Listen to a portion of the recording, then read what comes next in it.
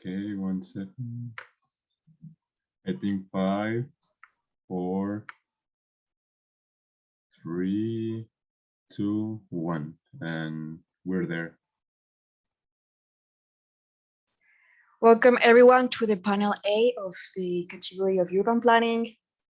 Today we have Timo, Juan David Abella, Professor Timo de Vries, Juan David Abella, alumnus DAAD, and María Valverde, DAAD alumnus as well. And we have Daniela Chacón as moderator. So let me give an intro about her. Daniela Chacón is Executive Director at the Tandem Foundation.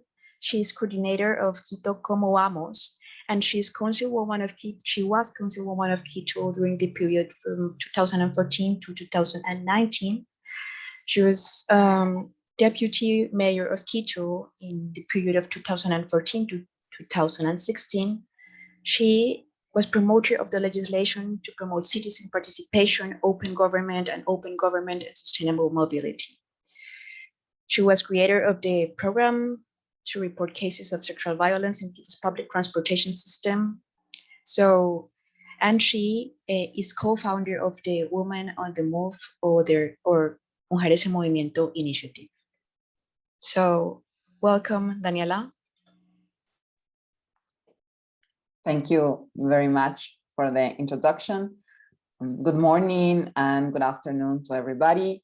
We are live and we wanted to thank you for joining this panel on urban planning, which will try to show how urban greening and public space plans have the potential to protect and restore biodiversity, foster more equal and inclusive living conditions.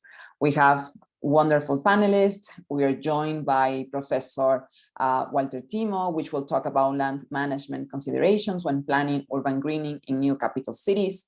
We also have Juan David Abella, who is Ministry of Foreign Affairs, and he will address progress, shortcomings, and prospects of the C40 Cities Climate Leadership Group and the legitimacy of the climate clubs. And we also have María Valverde, and she will speak about Waterwise communities, improving the resilience of water-scarce settlements. Each speaker will have 15 minutes to present, and then we are going to have 5 minutes to answer questions from the audience. So I want to encourage you to post all your questions in the chat box while our speakers are presenting. And after all our speakers have presented, we will have an open discussion for 20 minutes. So I want you to join me welcoming Professor Timo. He is chair of land management at the Technical University of Munich since 2015. He has a geodetic engineering degree from Technical University of Delft in 1988 and completed a doctoral dissertation with the Erasmus University Rotterdam. He has worked in several international projects in Asia, Africa, South America. His current research interest at TUM includes smart and responsible land management, land consolidation, public restriction cadastres, blockchain for land registration, affordable housing, and sustainable energy for rural development, and many other things that he's been doing. So we are very happy to have him here with us. Professor, welcome. You have the floor. Yeah, thank you for that very nice introduction. I'll try to share my screen immediately, and hopefully that works. Yes, that seems to work. Excellent. Yes, my name is Walter de Vries. My background is currently land management, and I'll talk a little bit in this presentation what land management is and how that is relevant for the development of cities, and in particular for green cities, or maybe greening cities. And I'll do that from different perspectives. And I'll do that on the basis of a case study which is not in South or Latin America. I'll do that on the basis of the construction of a completely new city, namely a new capital city in Indonesia, a big country in Asia. And we'll analyze what it takes to make a new capital city in an area which is in fact a green area. It is a tropical forest area, and it is there where they plan a new capital city. And then we look from different perspectives on what sort of things you have to take into consideration when you do that, and then I can conclude on what is the important, what are the important elements for greening or re-greening the city. So just for information, as said, Indonesia is a country in Asia. Current capital is Jakarta, very big, more than 10 million people in daytime, perhaps even more. But the problem of Jakarta is that it's very crowded, lots of pollution, and it's also sinking. Groundwater levels are taken away. So the idea is to move the capital of Indonesia to a new place. And like it goes with new capital cities, they want to move it to the center of the country. And that is close to a town which is currently Balikpapan, on a completely different island. This is what Jakarta looks like currently. So we really see lots of high rise, but also lots of differences between formal and informal settlements. And as a result of that, also lots of floods, which are primarily affecting the informal settlements, but at the same time, also quite an advanced infrastructure of formal settlements. And all the government areas are obviously there. The new area or the new town is planned, as said, close to Balikpapan, which is currently a tropical forest area or a green area.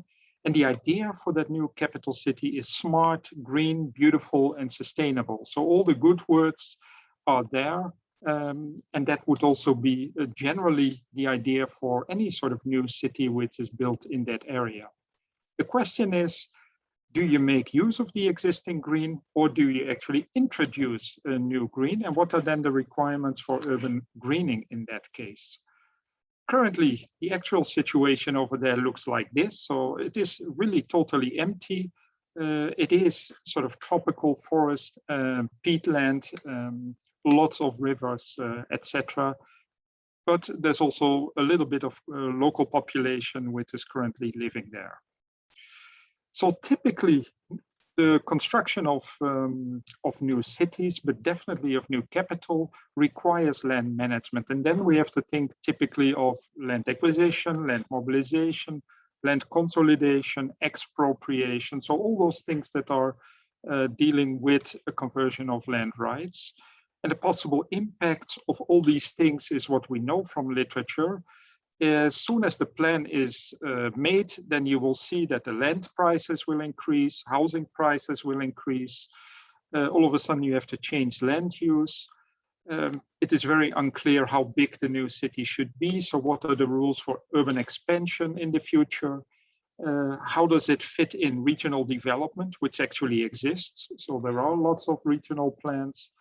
And how does capital and construction of new capital also lead to new capital accumulation? So actually, is the new capital favoring the rich and maybe disfavoring the poor? So there's a possible risk of a divide. In fact, when you look at capital cities and also green cities, very often they have a symbolic function. If you compare it to other capital cities, and we've done that in research, we had a list of more than new capital cities in the world. Just mention a couple. Brasilia is obviously very well known in South America, but also in Africa and even in Europe, even in Germany itself, the capital city has moved a couple of times. So we could learn from those experiences. Similarly, a green city. So how do you actually construct a green city, or how do you foster a green city? There's also lots of literature on that. One of the examples is the Green City Awards, which they have in Europe competition. And there you see a number of green cities which were chosen in the past. But obviously, a city like Oslo or Lahti are not comparable in size and in ambition to that of a capital city. So there again, there are some paradoxes and some mismatches to whether we can actually make a capital city also very green.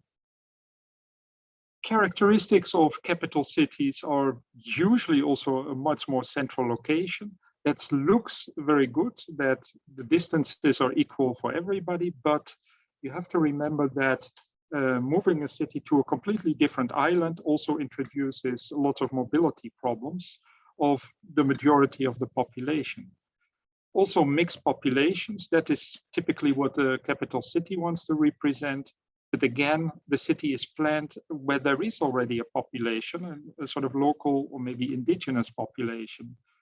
Very often a new capital city is seen as a more viable alternative to existing cities, but one has to remember that the existing capital city remains there. So the problems of that city may not be destroyed. So simply creating a new city will not remove the problems of the existing city.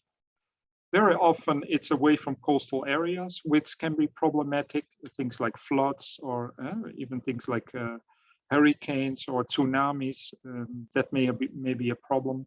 But you really have to make sure that those disasters don't occur. But what is perhaps most crucial for new capital cities is also creating a new narrative.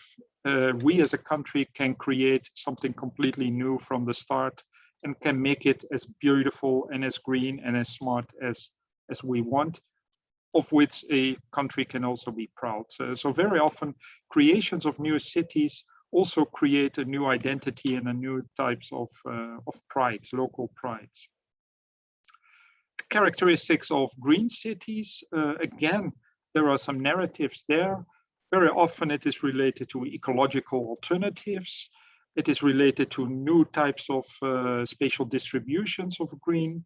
It is sometimes related to transportation, that the city is green in terms of the more public transport or more transport using renewable energies. And it is sometimes related to new green urban practices, such as waste management, for example, a green economy, these sort of things. So again, this is what we know from literature. Now let's look from different land management perspectives, how we can evaluate the potential problems which can occur. And I do that on the basis of 4 strategies, which are typical in land management. The RRR model, rights, restrictions, responsibility, the 8R framework of responsible land management, the tragedy of commons, and spatial implications and spatial scenarios. I could have done it from a 5th perspective, the continuum of land rights, but for the moment I leave that out.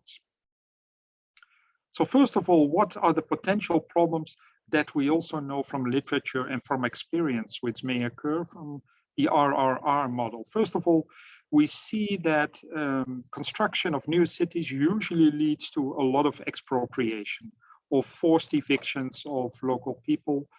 And that coincides with reallotment and requires also compensation. And that should ideally happen with extensive participation and consultation. Very often that is not taking place. So we really have to make sure that that is taking place. It also leads or requires new restrictions, spatial restrictions, environmental restrictions. At the moment, for the Indonesian case, no one is thinking about that, about these environmental restrictions. So we have advised also make sure that you have some environmental restrictions in place to avoid that you get the same problems like in the old city. And there have to be really clear responsibilities. Enforcement and compliance may be problematic. Currently, it's a bit of a free market, so everybody can move in. So if you don't have clear rules and also enforcement, it will be problematic to keep the city green. From the 8R framework, and this looks like a lot of text, but essentially the 8R framework is a framework that looks at the extent to which any sort of land intervention can be responsible, and is also leading to clear responsibilities of who has to occur it. Now, what we have seen in the construction of new cities is that it needs to be responsive. And currently there's lots of public debate and therefore also a very unclear resistance to that idea. Also the issue of resilience, where you look for, it has to build on the sustenance of societal structures and making sure that there are no major disruptions.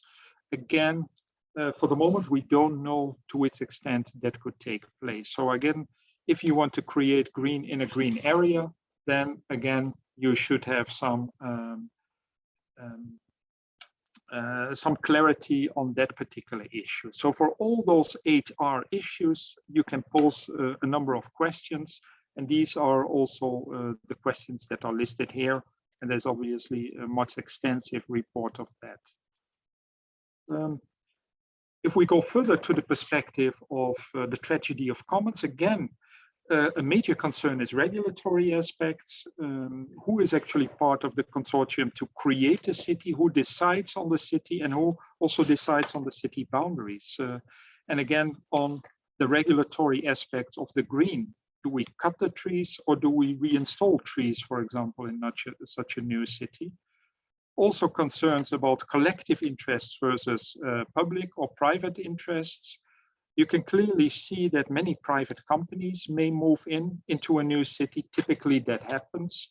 If a new city is planned, then there are lots of private developers, large-scale developers, at the expense of maybe local housing or affordable housing, which needs to be created, and therefore also at the expense of a lot of green. So this public and private space is a major issue, and also the cost of access to all the issues that you want to have, like public transport, for example. We further looked into the spatial implications and had a couple of scenarios running through that area. And we used therefore open source data and also open source modeling techniques, such as the CLUE-S and the SLOID techniques or modality algorithms, in order to discover what would happen if we plan a city there. And there we came up with all sorts of scenarios.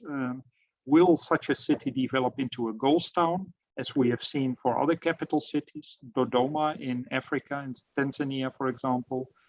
Will there be some decent growth, such as in other cities, sustainable growth, which is sort of managed?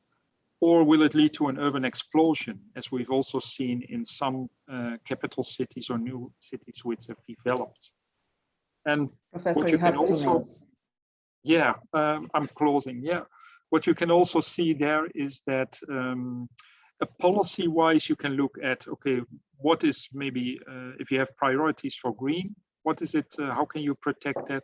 If you have priorities for renewable energies, how can you protect it? So you can develop all sorts of scenarios, and that bring that also to the policymakers and say, okay, this is what will happen with the green areas if you allow certain things to happen or not happen. So concluding, the impacts and the implications into new city plans, in particular for the urban greening, are quite complex and diverse. It's very important, however, that there is some control in the design of restrictions. So what do you actually allow to happen? How much do you also allow urban greening to be developed by itself, or to use existing green, especially in tropical areas?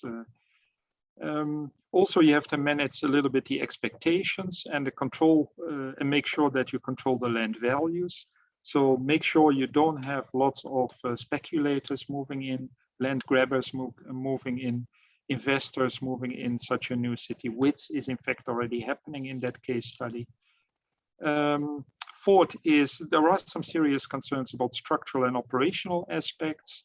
Is it actually responding to needs? Why not simply improve the problems or address the problems in the current capital city at the expense of cutting down the tropical forest? So I think that is one of a big concern. And obviously the spatial impacts vary with the kinds of policies that you may install, whether you go for environmental policies or greening policies or renewable energy policies. Those need to be included. So with that, I conclude. Thank you for listening. If there are any questions, I'm happy to answer them. Thank you very much, Professor. We do have some questions for you. So I also want to encourage the audience to continue posting your questions in the chat box while we are talking to the professor. So Juan Forero asks, could you share with us what are the main financial sources that cities are using to fund projects to be greener? Yes, there's many possible sources. From a land management perspective, you could say public value capture could be a possible source. And public value capture is the idea that if the quality of life gets better in a city, then also the value of the land gets bigger. And whoever benefits from the value should also then contribute in the form of tax or in the form of a contribution, financial contribution to that increase in value to which that person has not done anything. It is simply that, that the value became bigger.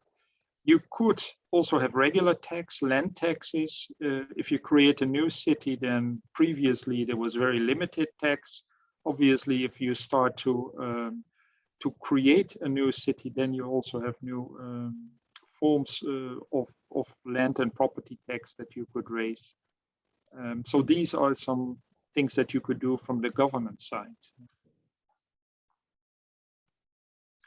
I have an additional question. How can these financial sources can guarantee that it's going to be an inclusive new city? I mean, because usually public value capture, it's been more used by cities, and it sort of has in some cities in Latin America. Yeah. It has promoted the increase of land value. It has promoted that there are new infrastructures being built, and that usually the land value increases, and that creates exclusion. So can you share your thoughts on that, please? Yes, indeed. With public land values, there are pros and cons. Obviously, if you use that money but I think there has to be clear ideas about what you can basically enforce and what people can comply to. So I think regulatory, you can enforce that there should be participation, but operationally, you also have to make sure that participation is also real. So very often, many of these big projects are led by very large developers or developing companies that sort of leave out the whole participation. They basically buy up the land and then simply do whatever they want and then sell it to very high prices. So it is a kind of land grabbing and land speculation at the same time. So I think what you can do is really make sure that that the local stakeholders are involved, that they have an opportunity to get some of the land back so that they are not relocated to other sites, that they can participate in the decision-making process. That's why I raised that question of responsiveness. To which extent is this new design also addressing a need of the local population? And to which extent is it also included in regional development plans of local governments, for example? And very often that is not the case. It is sort of a national issue where dropped upon local populations, and that's what we need to avoid. So I think more and stronger local government and longer involvement in that process should be included. Thank you so much, Professor. We have another question, and could you give us? I'm sorry, give me just 1 second. Here. Could you give some recommendations on how we can get funds for sustainable experiments, pilot projects? Okay, that is, it's all sort of the financial issue, right? And I guess this is for experiments in urban greening in particular in that case. Yes, I guess there are direct funds and indirect funds. The direct funds are possible through maybe taxes that you then redistribute in order to provide incentives. But you could indeed work with promotions and with bonuses. So you could definitely enforce that there is a certain amount of green, or there's a certain amount of green areas and a certain amount of green transportation. but you could also work with bonuses and rewards. I mean, that is also a way to generate incentives so that people start to work and operate according to a particular mechanism. Private developers tend to not automatically include green areas, for example. So in any sort of project that you allocate, you could enforce that a certain amount of green areas, not only in terms of hectares or square meters, but also in terms of volume of the green itself could be included. So in that sense, there could be in the budgets that you have for those projects, you could include that. For little pilot projects, I guess there's many ideas about urban greening, urban agriculture, where you could experiment. How does that work? I'm not really sure what sort of pilot projects people are referring to here. Thank you so much, Professor. We'll be back with the professor after all our speakers have presented. So now we're going to go with Juan David Abella. He holds a bachelor degree in political science from Rosario University, a master in peace building from Universidad de los Andes, and a master in development and governance from the Universidad Duisburg-Essen, as a scholarship holder from DAAD Helmut Schmidt program. Currently, he's linked to the Colombian Foreign Policy Research Program of the Andes University and the Ministry of Foreign Affairs, where he is taking the diplomatic and consular training course after successfully passing the last national competition. And he is going to share his view on the C40 Cities Climate Leadership Group and the legitimacy of climate clubs, progress, shortcomings, and prospects. Welcome, Juan David. It's a pleasure to have you here with us. The floor is yours. Thank you very much, Daniela, and thank you very much for the organizers to have me here, invite me here. I will put my presentation now. Just give me some seconds. I just hope it is working.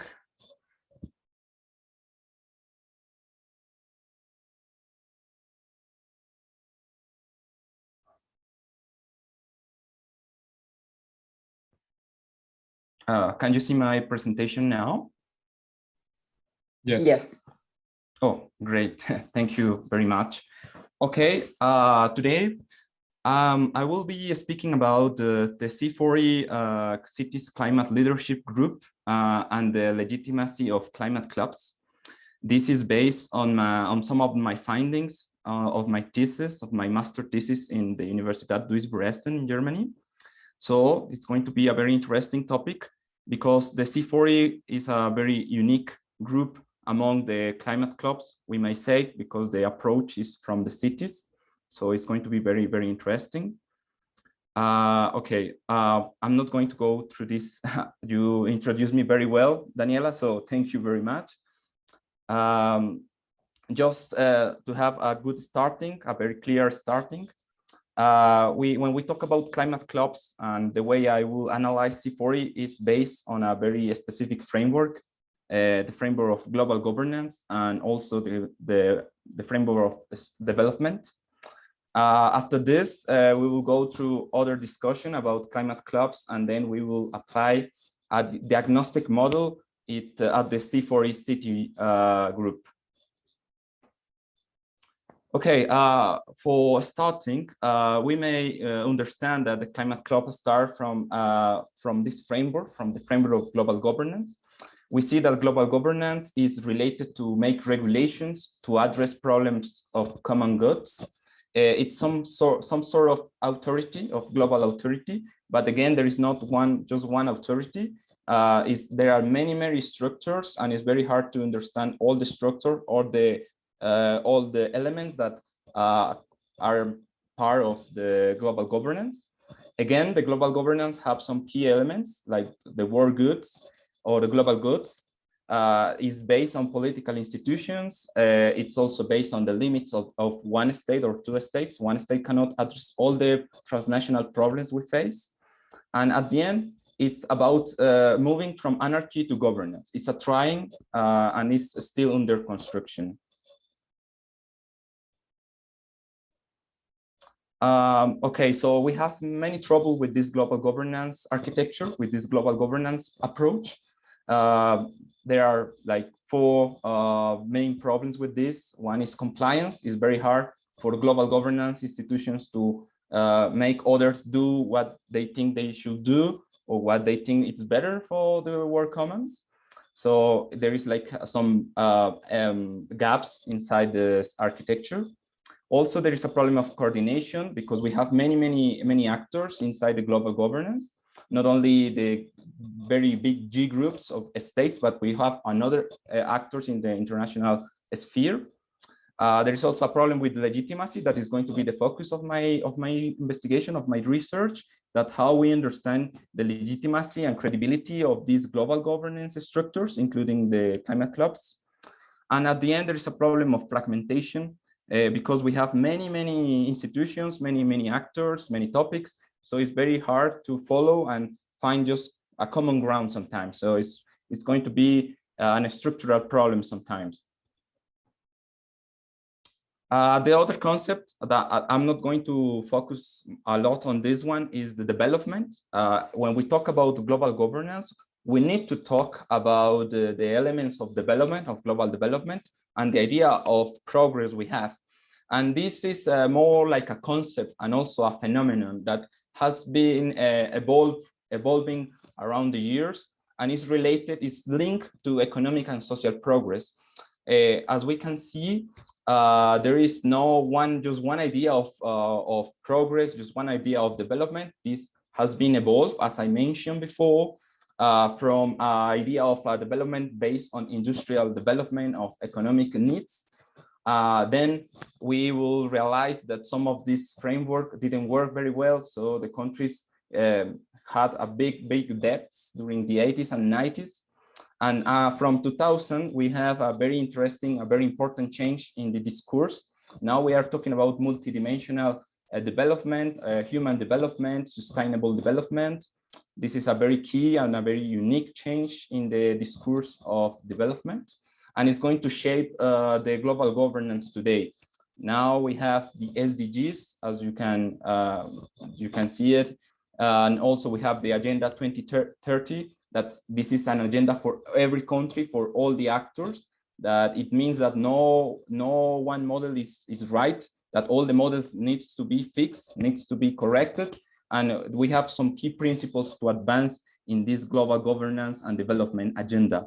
So it's very important that we have a clear clarity on these two topics, because these are the two that are going to help us to understand the rest of the presentation. Climate clubs are like a very unique concept. It started in the academia, and then it gets some timing in the context of research and also in the political analysis on global governance. We can see that climate clubs are like very unique and a small, like kind of a small structure, small coalitions, where you can find many actors with different positions, different actions, and that they act in common in the global sphere. So they can address different topics, different areas. I will focus now in the C40 that I will say this is like a climate club focused on the climate change based on an urban approach. So we can see just this is like the context, a big context of climate club. We have many from the academia. They identify as many climate clubs, as you can see in this photo, in this frame, and all of them has some role inside the climate fight, inside the fight against climate change. Some are related to energy, some are related to transport. I will focus especially in C40 that is focused on transportation and also in urban transformation. We have also very some difficulties when we talk about climate clubs. As I mentioned, climate clubs are related to global governance, and they have also problems with legitimacy and also credibility. Nobody chooses them. No, they don't represent like the population. The people don't vote for them. They are just created from other structures, other actors that already exist in the international sphere. There are also some critics that the climate clubs actually have very limited impact and also have a dispersal effect inside the climate governance because they are many, they are small groups, and sometimes it's hard to see if we are going to some main objective, some big plan through the climate clubs. So the proposal here will be to understand the legitimacy from a very functional vision, not an ideological vision of legitimacy. I propose that we may understand this legitimacy from the inputs and outputs of the climate clubs, and also from the positive and negative impacts they have in the climate governance. So now we are in our diagnostic model, the diagnostic model I developed in my research. I will say that we have some input and output legitimacy to understand these climate clubs. The first is related to the receptiveness and effectiveness on a climate club in relation to the objectives they have. We have some factors that sustain this input legitimacy: openness, membership, inclusive decision-making, and transparency. And we also have output legitimacy that is related to club performance, to the outputs, to the products we have with them, and the club incentives related to the targets they have, and also the output, the relevant outputs they may produce. C40 is, very briefly, is a network of leading cities that are advancing in urgent actions to face the climate crisis from a very urban perspective, from a municipal perspective. We have that they started in 2005, and from this year, they have been expanding to many cities around the world, but they have some criteria to accept cities. Not all the cities are welcome, not all the cities can be part of C40 now, according to the criteria. Now, like C40, like main objective of C40 is help to replicate and share best practices. This is just a map in 2017. It's very like old map from C40 cities. We will see that this has been expanding. However, we have some gaps, geographical gaps of representation. Some countries are overrepresented in C40, like United States. Also, we have many cities of Europe, but not all the medium cities that also participate in the contamination, in the air pollution. So we will see some challenges of C40 when they want to address these challenges from the urban perspective. So taking now our model, we find that from input legitimacy, from the openness criteria, openness factor, we see that C40 was very restricted at the beginning. They invited just the main cities, the biggest cities, with criteria of GDP, participation, population, size, and also the actions they do in order to advance in climate transformation. They have been opening to other criteria now they are more open to different types of cities. However, they are still restricted to some cities, and that's the main focus of C40, that they cannot sustain all the cities, but some of the key cities in key countries.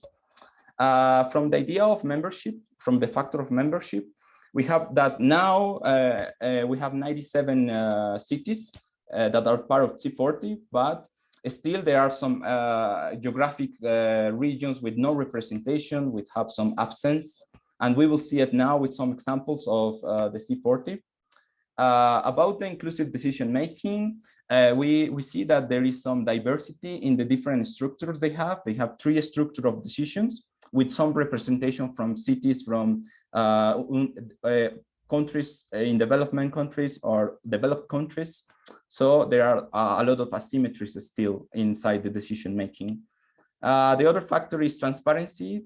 We may see that definitely they have a very good website, a very good information, very good reports. They publish their activities. However, it's very hard to find accountability data.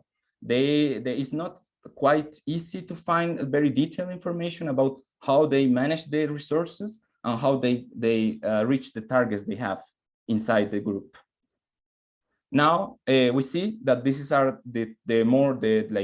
bigger photo of the cities. Now they have different criteria: innovator city, mega city, observer city. So that allows them to open more the group, the club. And this is some of the problems we can see. Even if they open, even if they have a bigger criteria, there are still some overrepresentation of regions. There are regions that don't have any representation of any city. For example, countries like United States have an overrepresentation of cities inside C40. And we have a very weird situation, like in the case of Oceania, there is no cities from Micronesia or Polynesia, for example. We just have some cities in South Asia, and it depends also in the criteria they have, because they set a very strong, a very high criteria. 2 minutes, Juan David. Great, thank you. Yeah, so finishing, output legitimacy is related to the products. We can see that this C40 group includes like many cities from big polluters of the world, like India, China, United States. So that's a good criteria in the case of C40. About incentives, it is more like a technical assistance, more like financing projects related to transformation, related to sustainability, but it's more supplementary support. And about club targets, we see that it's hard to find like a very specific information about how they reach targets, but they have a lot of information, a lot of public information, and that's very good, and a very good or positive element from C40. And about relevant outputs, we can see that the most tangible products are the reports, are the declaration, but the declaration are very flexible. So that's very, this is quite like a flexible and not so strong commitment. For example, we have some finance through C40 finance facility. They also depends on the global environment facility, the GEF, and some invest forum. So it's not like, it's more complementary than a very big source of money and funds. And about the declaration, as I mentioned, they are very flexible. It depends on the major, on the representative of the cities to advance through different objectives of the C40. So it's not like a very strong authority from C40. This is the products. You can see it in the website anyway. And the conclusion are just 5. I guess I'm run out of time. I just want to go through some of this conclusion. I'm very sorry. One of the conclusion is that the global governance is under construction, and we can just expect from global governance a second best solution. It's not the best solution ever. We cannot expect that from global governance now. It depends on many factors and many groups. That's why the climate clubs are very good and a very unique and a very functional format in order to advance in global governance challenges. I think are very unique and very important formats today. And C40, I will say that it has some positive and negative elements. I will say that C40 fills a gap inside global governance that it's about giving cities a voice and choice, and also doing another approach to global governance, not only from the big states and from the national government, but from subnational government. I think C40 is doing a good work in providing technical support. Of course, it's mixed. They have also some shortcomings, but again, we cannot expect much from global governance solution. So I think it's better to have C40 than not to have it inside our architecture. So that's our conclusion here. Thank you very much for your attention. And of course, I remain very attentive to your questions about this topic. Thank you. Thank you, Juan David, for your insightful presentation. We have a couple of questions for you. We have a question from Jose Triana. Is there a global institution to regulate the compliance of the duties regarding climate change from the most contaminant countries? Okay, that's a very good question and a very also challenging question, because it goes through asking question about global governance, how the architecture of global governance will actually work. And sometimes it's quite of disappointing, because there are many events, there are many forums, there are many clubs, but now we have like an umbrella architecture of many solutions, many actors that addressed the issue of the most contaminant countries. For example, we have the conference, the climate conference now happening in Glasgow. We have the UNFCCC, but these are more like frameworks to address the problems.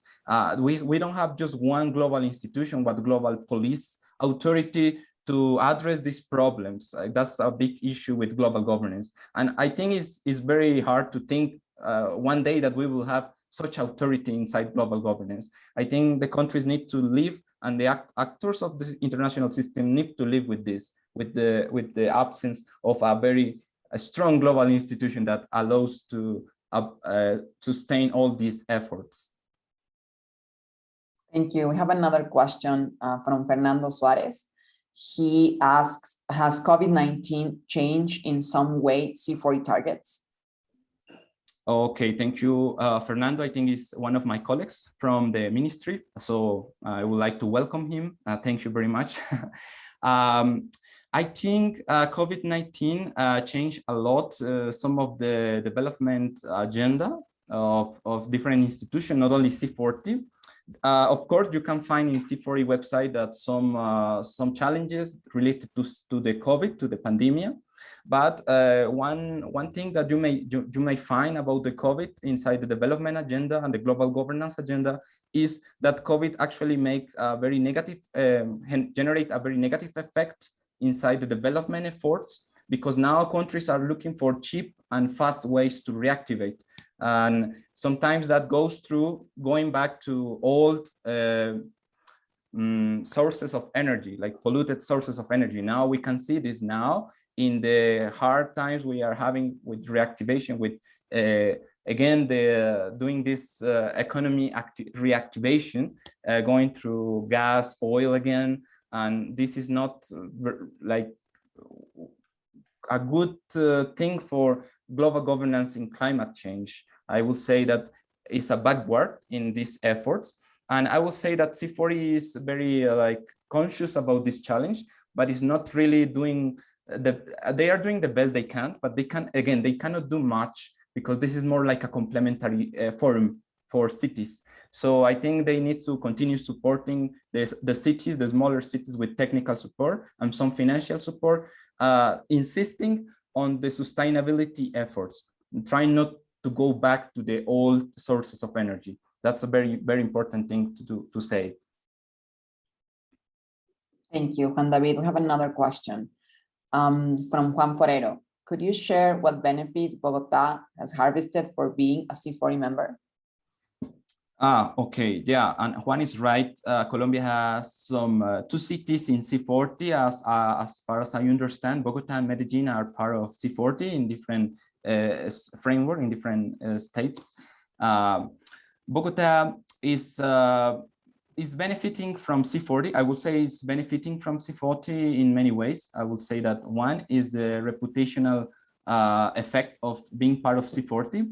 The subnational government of the local government of Bogota can benefit from this. They can, and now they have a better shape in the climate conversation, in the environmental sphere, in the national and international environmental debates, because they are part of C40, and be part of C40 is like a certificate of good practices and good exercise of doing climate transformation and climate adaptability. So I think Bogota is benefiting from this, and also from some technical support and project support.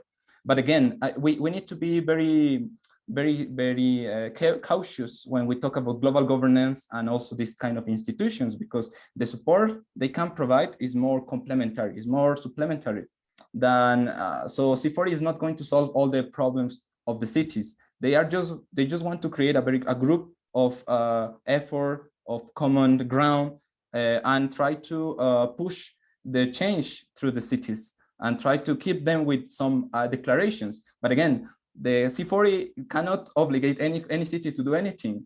It's going to be very hard, and this is one of the main problems of global governance. They don't have a strong authority all the time. So it depends on the cities. It depends on the representative of the cities to advance on these declarations. The declarations are very well performed, very well managed, but it depends on the representative.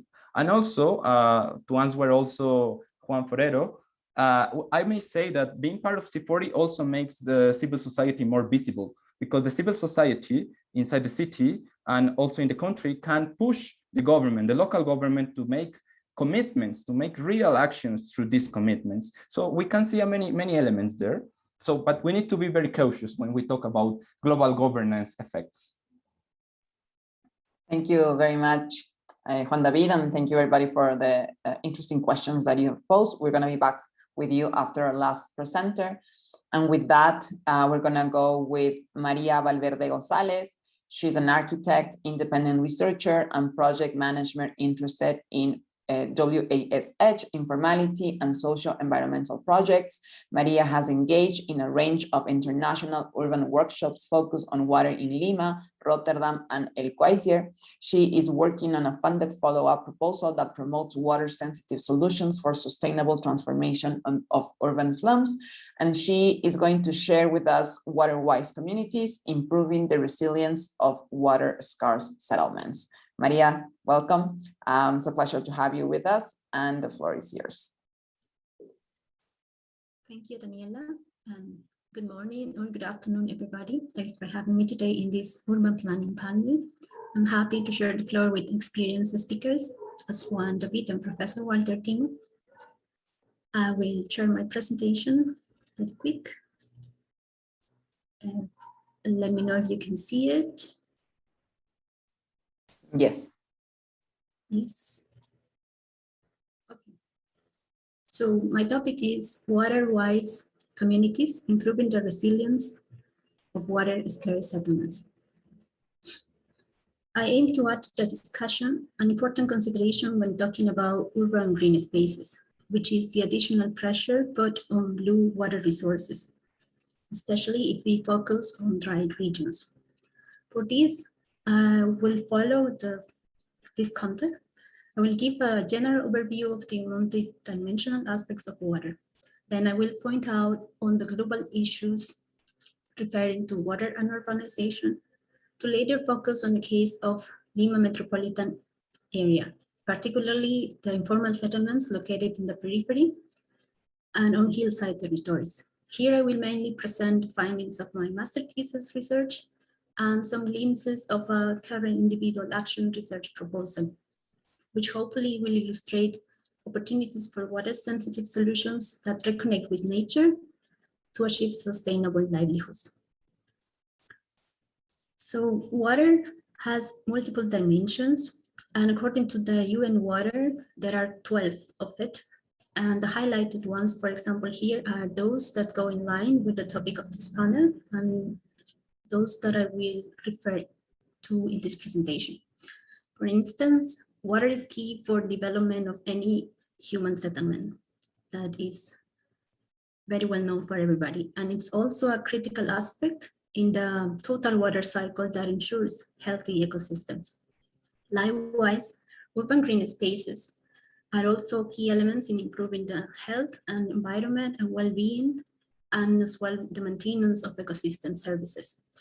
But what's happening, rapidly growing urban areas are affecting greatly on the water demand and its pollution. And furthermore, extreme and less predictable events due to climate change are gradually exacerbating the water availability and affecting the availability and exacerbating droughts or flooding.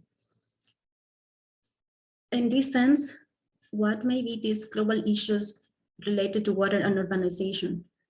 Take, for example, that the amount of water covering the world represents 70%, but only 3% of it is fresh water that we can use for drinking, while 72% is mainly focused on agriculture, 12% by industries, and 16% by municipalities for household or services.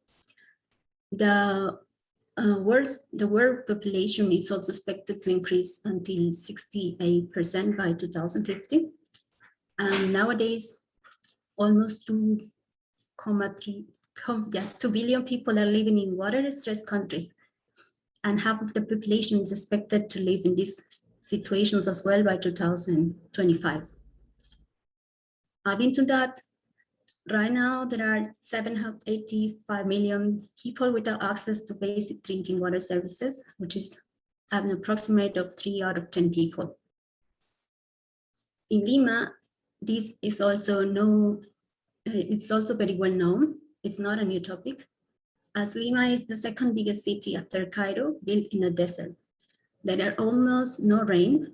And if we compare it to Cairo and Stuttgart, for example, Lima has a approximate of 7 millimeters of average rainfall per year. And this is also an important issue to take into account if we consider that the 80% of the water supply reaching the Lima dwellers or the residents comes mainly from rivers as the main water source. But pollution is producing environmental degradation in these main resources, which is the water basins. And climate change is also influencing the deglaciation of Andes mountains and therefore the lack of rain. Adding to that, Lima, it's a city of hosting at least almost 10 million people, and it's already facing a water stress situation, which is considered as 125 cubic meters per inhabitant per year. And comparing to what the United Nations states for water stress areas, we are way below the average of 1,700 cubic meters per inhabitant per year. It is worth mentioning that these 10 million people represents the 70% population of the whole country, while using only the 2% of the water resources present in Peru. Regarding clean areas, for example, there is also higher contrast between the center to the peripheral areas, where the average of green area per inhabitant, it's around 7 quadrat meters, while in the periphery, people has less than 2 quadrat meters per inhabitant. However, also there is a particular diversity or ecosystem present in the hillsides of the territory that differentiate those in the coastal areas. This is well known as the Lomas ecosystem, which creates a special microclimate condition of higher humidity. And it flourishes during the winter season, but it remains arid and completely dry during the summer season. It's also currently strongly being affected by extensive informal occupation. On the other hand, I would like to point out that water scarcity is not just the physical shortage, but it also is exacerbated for exposing inequalities, such as socioeconomic factors or political principles of the water sector, which make these broaden gaps even greater. For instance, as you can see in the map, there is a contrast in resource allocation between central urban areas and the peripheral areas. These manifestations of inequalities refer to the regularity of the supply, the water quality, and the higher cost. Let's take, for example, a family living in San Juan del Lurigancho, which is one located in the periphery, yellow area here, paying at least 50 soles per month for getting 88 liters per day. While a family living in the center, close to the coastal areas, it's paying an average of 20 soles per month while getting almost over 400 liters per day. So here, there are also important things to point out regarding the macro zones of Lima. The Lima East and the Lima North, the Lima South, for example, are those hosting the majority quantity of people lacking safe access to water and sanitation. This is mainly 1.5 million that has no safe access, and it's representative of more than 1 in 10 people in the Lima metropolitan area. So let's let's say that in Lima metropolitan area, overpopulation and urban sprawl have increased the challenges of sustainable well-being of the people, the productive ecosystems, the availability of resources, and the access to water and sanitation for all. We argue then that rapid expansion and the reliable state services have increased the difficulties to sustain water security in informal settlements of the periphery. And this research aimed to answer this question, how water supply practices influenced the production of urban waterscapes and sustainable access in informal settlements of Lima. For answering this question, the research was focused on 3 main communities located in the district of San Juan de Lurigancho, which is located in the Lima East Zone, and is also the district which hosts the most population of the whole metropole, and hosts as well 40% of those that has no access to water. For the study, the 3 communities have demonstrated diverse configuration of water service delivery, which differ according to the tenure status, the years of occupation, and the location within the topography. For instance, those located in not so steep areas to those located in the top hill. There exist then mainly 4 types of water supply coexisting in the neighborhood.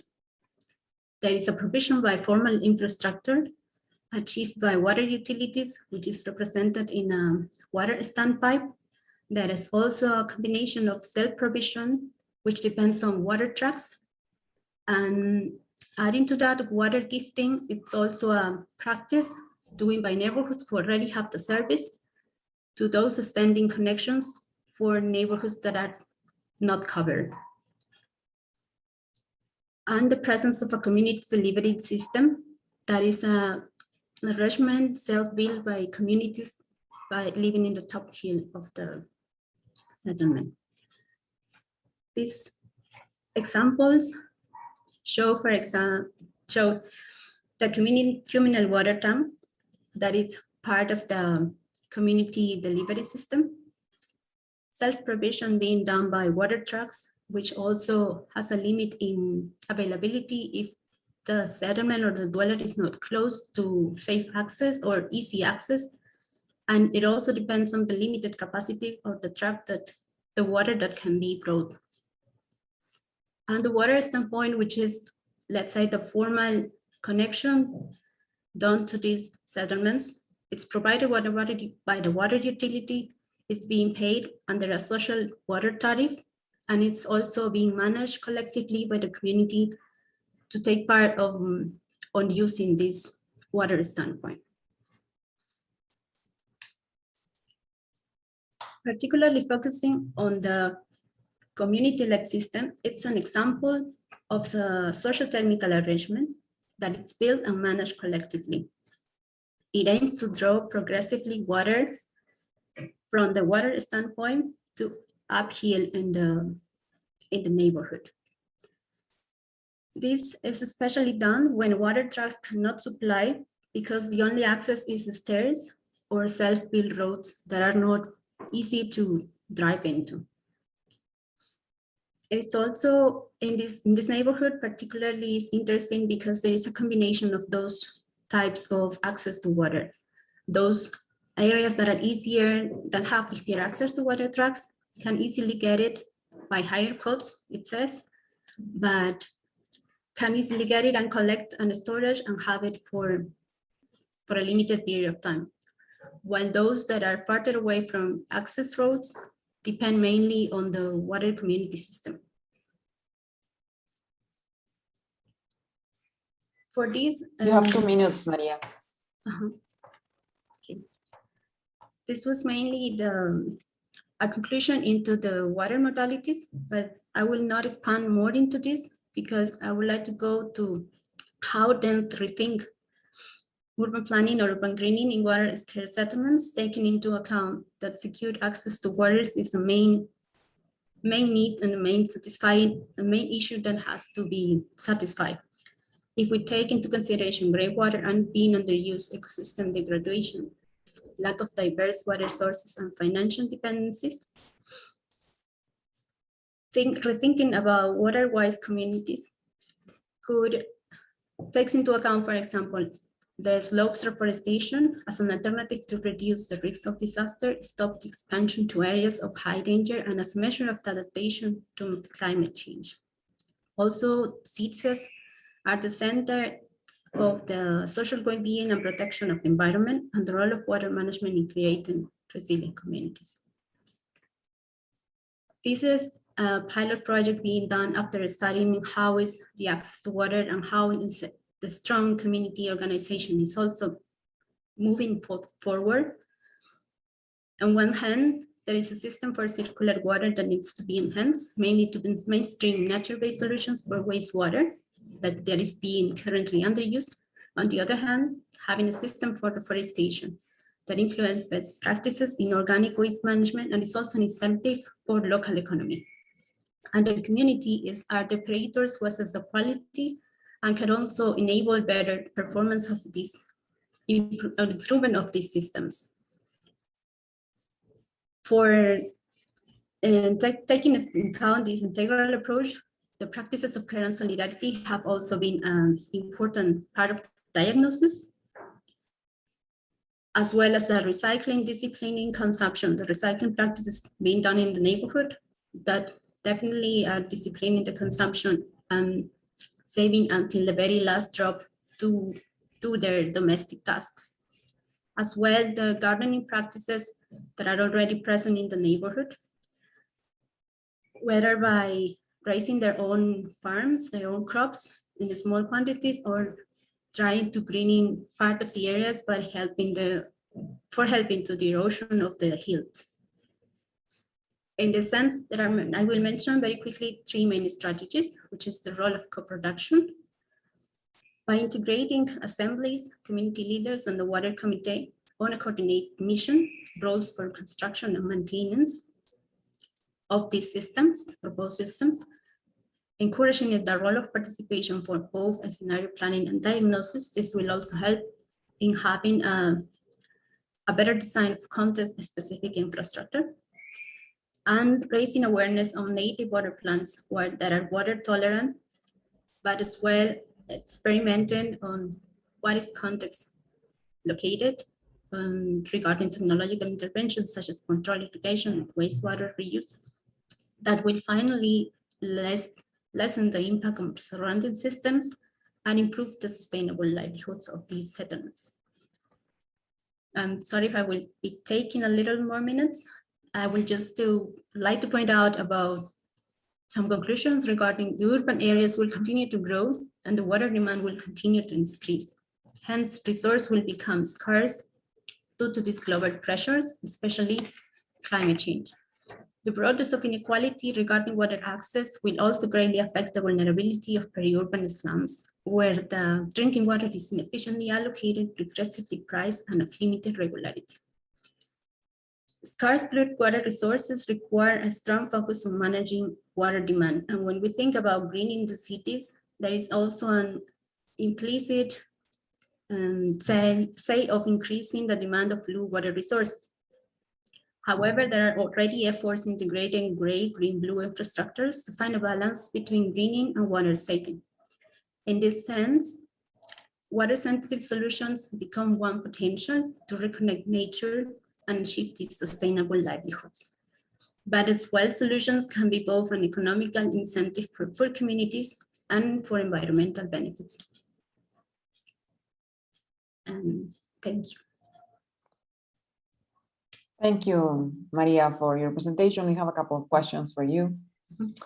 The first one is, what similarities, what differences have you seen between urban planning in relation to water supply between Alquazer, sorry if I'm not pronouncing that name correctly, and informal settlements in Latin America? Are there any successful solutions that you have seen in these two continents? El Cocier, the name is El Cocier, located as well in the Red Sea in Egypt. My experience there, for example, and comparing to the context of the Lima metropolitan area, although both are desert cities, the resources there, or there have an increase of not an extra main source regarding seawater, for example, which is not a resource being explored here in Lima right now. It's under studies because of their impact as well to the environment. But in cities like Egypt, that it's constantly being used. The issue that we were facing on that project in El Quasir was mainly the case of floodings, not just because of precipitation, because there is no enough precipitation, as in the case of floodings in Germany, for example. But there, the main river and the problems with the dam are, let's say, impacting what it finally comes out to the Red Sea. And this was the main issue there. If they say about successful solutions that you have seen in these two continents, do they refer here mainly to water supply or to urban greening? Yes, to water supply. Okay. In our country, the water supply is still an issue that it's being studied, not just because of the lack of resources, let's say the water basins and the lack of water that we have for being treated. Also the infrastructure and the water losses in this infrastructure. They represent at least 30% of the water we are currently getting, which is already scarce. The old pipelines and the infrastructure that's not being maintained regularly, it's also an issue increasing to that. So thank you. We're kind of running out of time, so I just wanted to make this final question. I'm going to unify a couple of questions that we've received for you, which are kind of similar.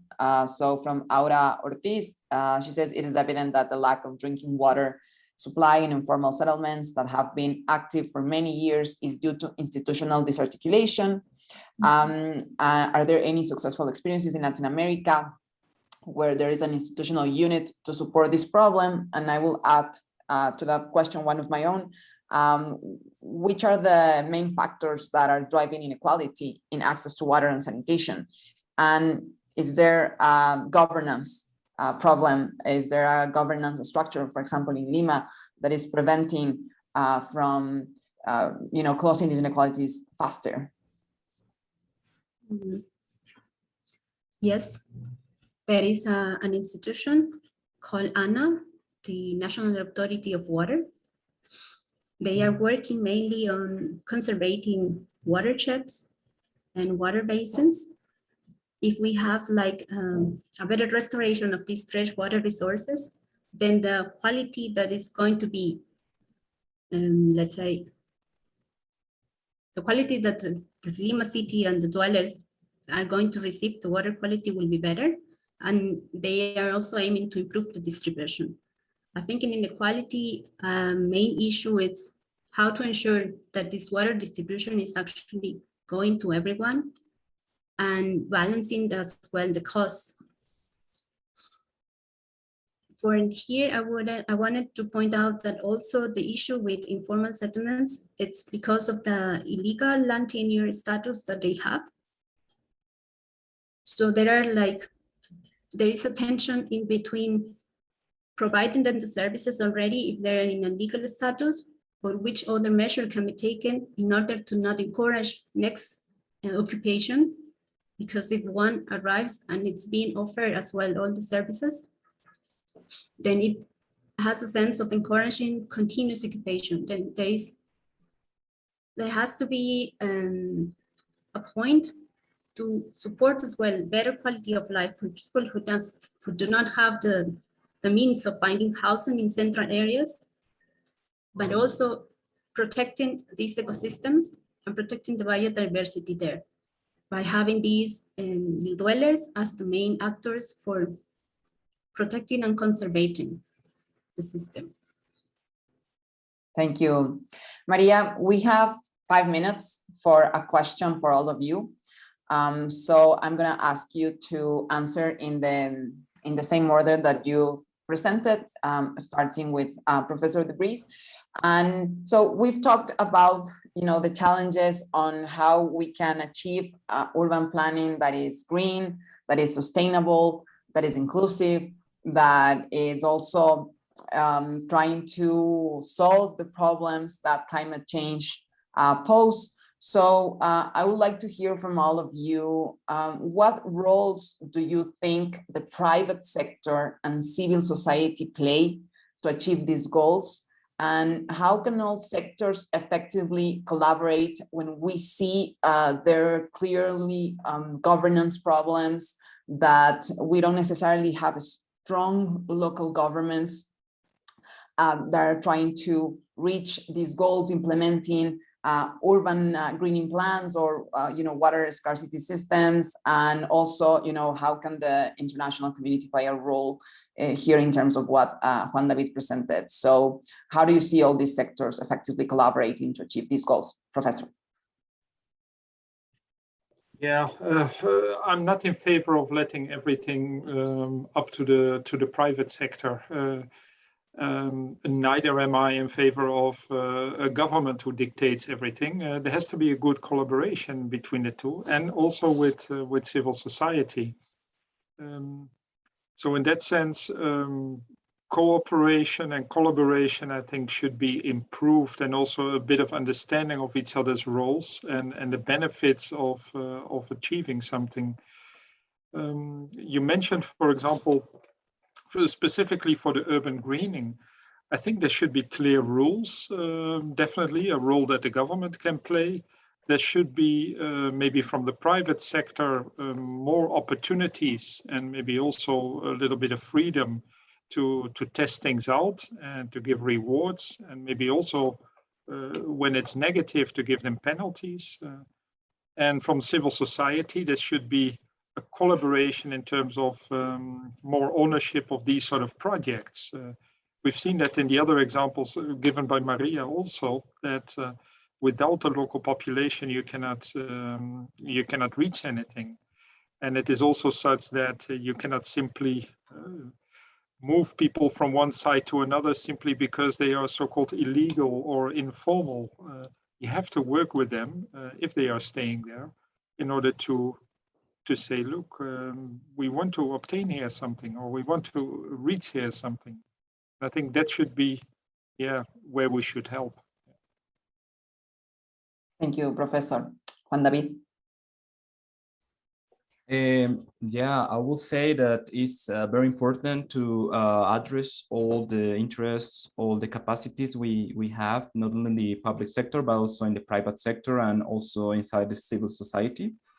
As I mentioned, the civil society is a key actor when pushing other actors, like both public and private sector, to real commitment, to real results in this area and other areas.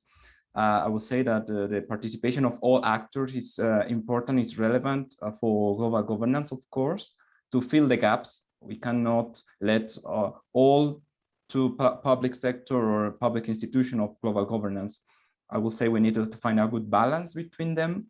And definitely when you see the progress and shortcomings of the Paris Agreement, we see that inside the format of Paris Agreement, the civil society has to play a big role pushing and checking the government, what they are doing, what they are not doing, and also checking what the private sector is doing and not doing.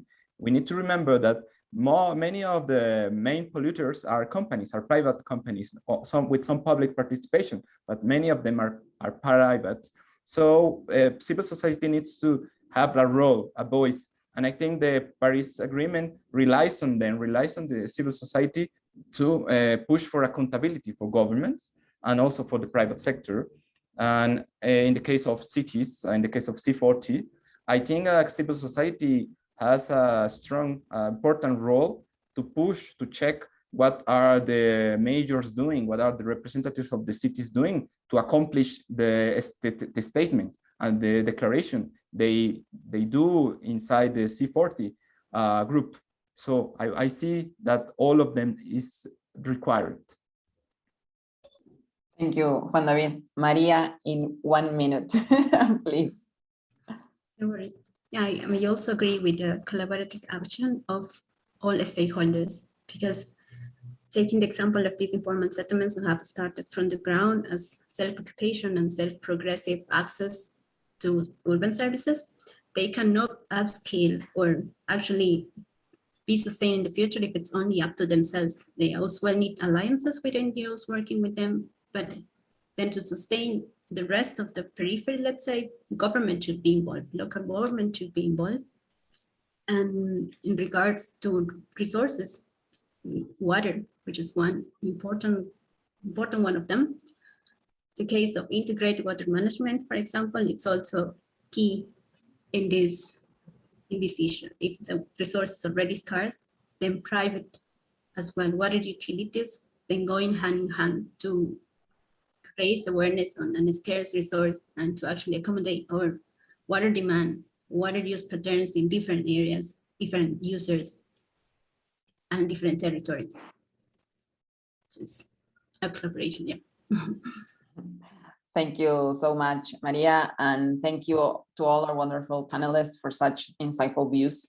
I think we've all learned today, and I want to also thank you, the audience, for being with us and posing your questions, and continue to enjoy the summit. Goodbye to everybody. All right. Goodbye.